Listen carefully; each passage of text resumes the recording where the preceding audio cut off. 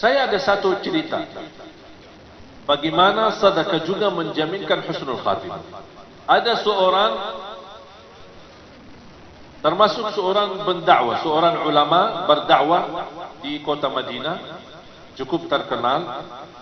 Beliau pernah menyampaikan sebuah cerita, peristiwa, satu cerita, peristiwa bersama dia sendiri. Kata beliau, saya pernah bermimpi. Dalam mimpi itu saya melihat nomor HP seorang dengan nama, HP dan nama. Dan ada sebuah suara panggilan di dalam mimpi itu, hubungi orang itu dan ajak dia umrah. Dia kaget. Malam pertama sadar bangun, ya biasa-biasa aja. Tidak ada respon. Malam yang kedua sama, terulang lagi. Malam yang ketiga terulang lagi sampai 3 kali. Nama jelas, nomor HP jelas, hubungi dia dan ajak dia umrah. Kata ulama itu berdakwah, akhirnya di hari yang keempat saya telefon. Sebelum saya telefon, di fikiran saya barangkali ini seorang saleh, seorang apalah punya kelebihan, tapi dalam kondisi susah atau miskin, belum mampu umrah. Jadi Allah SWT punya berbagai macam cara. Kun fayakun, Allah berikan, mengajak orang lain bisa menjadi rezeki buat kita. Itu fikirannya. Telepon, Assalamualaikum fulan, ya fulan. Ya, betul, sesuai nama yang ada di dalam mimpi. Tolong alamatnya di mana, saya ingin bertemu. Boleh, kasih alamat, ingin ketemu. Begitu dia tok pintu, dibuka pintu sama orang biasa-biasa aja. Tidak ada istilahnya kalau di Arab, dia apa jenggotnya besar atau apa bakannya putih. Nah, biasa aja. Orang-orang istilahnya kalau kita bisa bilang orang awam lah. Bukan orang ulama, bukan orang kiai, bukan orang terlihat ada tanda-tanda kesalehannya. Dia kaget. Ini Bapak Fulan? Ya, betul. Ini nomornya HP-nya ini? Ya, betul. Ada apa? Dia bingung mau menyampaikan bagaimana ini. Orangnya nampaknya biasa-biasa aja. Habis itu karena ini sudah mimpi dan itu ada pesan, dia sampaikan. Jujur saja saya melihat mimpi 3 kali.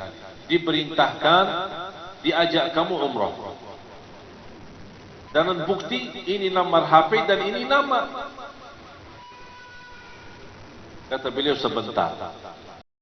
Boleh ajak saya umrah, tapi ada satu syarat. Dia tinggal di Madinah. Satu syarat. Hari ini berangkat dan pulang hari ini. Itu syaratnya. Dia kaget. Nampaknya orang biasa aja. Kayak ini tak mau lama. Kalau orang saleh biasanya suka lama. Suka lama kita nak suci, mau apain? Keburu pulang. Kalau ada umrah bisa 1 tahun umrah, ya enak daripada 9 hari travel. Mau tak 1 tahun umrah? Tapi biaya sama dengan 9 hari. Tak mau bayar 1 tahun.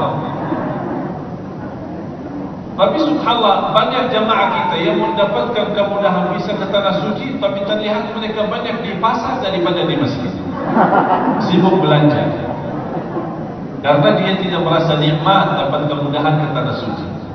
Beda sama orang yang sepanjang hidupnya berdoa. Kalau sudah 2 kali, 3 kali sudah terjadi biasa. Kebiasaan. Itulah ibadah yang kebiasaan itu bahaya. Beda sama ibadah, ada rasa merindukan. Merindukan Ka'bah, merindukan makam Rasulullah SAW, merindukan Masjid Nabawi, merindukan. Beda rasanya. Habis itu sepakati sudah diajak umrah. Tahu-tahu kata ulama itu, tahu-tahu saya temani perjalanan biasa-biasa aja sampai ke Makkah. Mampir ke Mekah di Madinah Bir Ali, sana ganti baju di sana, ihram semua segala, terus lanjut perjalanan sampai ke Makkah. Begitu langsung sampai Makkah, langsung cepat-cepat, cepat-cepat kita mau cepat pulang. Itu bahasa. Terus awal selesai, Safa Marwah selesai, cukur, tahallul, lepas ihram, pakai baju, udah ya, ayo yuk kita pulang. Astagfirullahaladzim. Apa rahasia di belakang orang itu?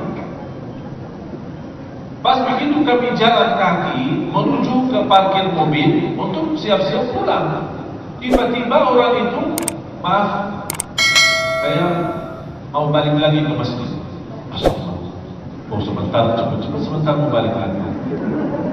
Sebentar aja, saya ada keinginan sebentar tahu muncul di dalam hati saya, ingin sekali mau salat 2 rakaat. Udahlah, terserah mau. Tapi tidak apa-apa kalau mau nginap. Tidak, salat 2 rakaat langsung pulang. Terserah, ikutin. Pas dapat, apalagi kalau musim lagi sepi, habis haji, biasanya habis haji langsung sepi banget. Pas sampai ke sana, habis cium Al-Hajarul Aswad, kemudian dia salat di depan Ka'bah.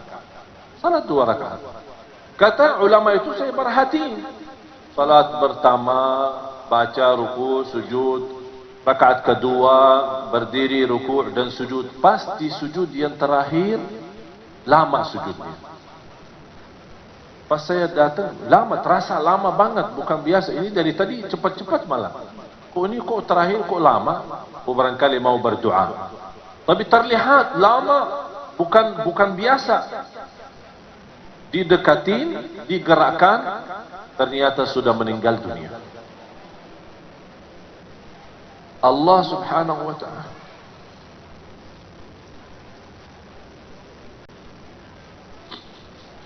Allah Subhanahu wa ta'ala mengantarkan orang melalui mimpi untuk menjemput ke husnul khatimah. Itulah cara Allah Subhanahu wa ta'ala yang kita tidak bisa tahu.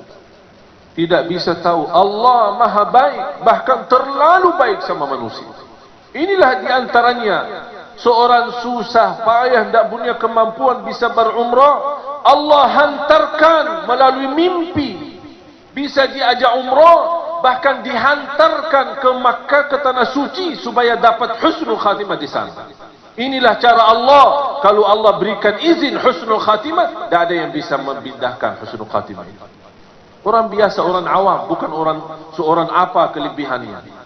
Habis meninggal dunia, ia kembali langsung ke Madinah bertemu keluarganya. Apa cerita di belakang ini orang? Apa cerita? Apa rahasia? Ternyata Bapak Ibu ada satu. Ini yang Allah gambarkan. Mereka selalu berinfak secara diam-diam maupun sembunyi. Kata istrinya, setiap kami masak makanan, beliau selalu tegaskan ke saya tidak mau makan dan haram makan itu bagi saya. Sebelum tetangga saya, seorang ibu tua tidak punya siapa-siapa yang layani, sebelum si ibu tua ini makan dulu. Habis dia makan, baru saya makan sisa. Itulah kelebihannya hanya satu. Bu dan jamaah sekalian, kita tidak tahu mana saja amal salih yang menjaminkan husnul khatimah. Bisa amal salih sederhana, tak dinilai, tak dihitung, tapi ternyata melalui amal itu terjamin masuk surga, terjamin husnul khatimah, bahkan bisa di tanah suci. Walaupun kita orang di Indonesia, Allah punya berbagai macam cara. Ini semua dunia dan segala isinya Allah yang atur. Kita tidak bisa apa-apa. Oleh karena itu jamaah sekalian, ketika kemarin saya di Hong Kong, saya terharu sekali kepada seorang wanita pembantu.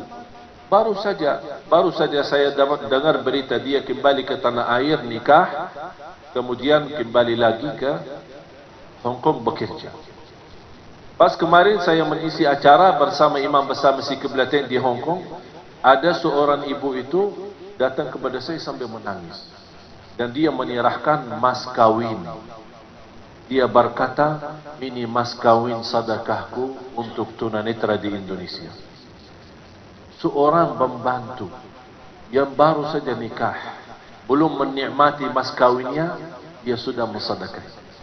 Bahkan ada satu lagi di antara mereka yang menjadi tenaga kerja. Mereka pergi ke sana tinggalin keluarga istri karena dia butuh mencari nafkah dari rezeki. Dia mengikhlaskan gaji 1 tahun. Dan dia mohon kepada saya, mohon diterima. Saya berdoa, ya Allah, mohon diterima mereka ini. Inilah kadang-kadang jamaah sekalian, ada amal salih yang kita tidak pernah hitung.